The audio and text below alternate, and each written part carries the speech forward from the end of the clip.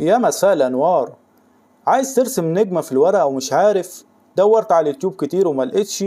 سألت أصحابك واكتشفت إنهم مش رسامين ولا فنانين ولا يعرفوا في الكتابة أي حاجة. إيه الحل عندنا يا صاحبي؟ بص، بمنتهى السهولة هخليك ترسم النجمة وترسمها بأكتر من طريقة.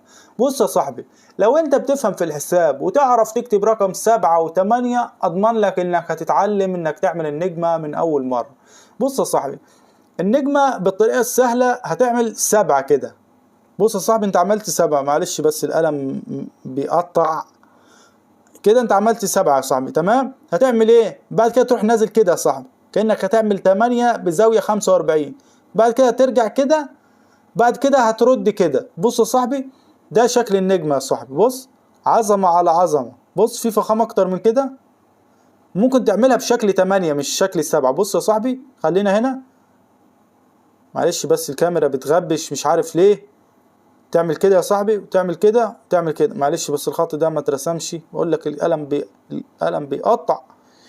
بص يا صاحبي، دي الطريقة الصحيحة لرسم النجمة دي، كده عن طريق ال7 ودي كده عن طريق ال8. ما تنساش لو عجبتك الفكرة تشترك في القناة وتفعل جرس الإشعارات وتضغط لنا لايك للفيديو. السلام عليكم.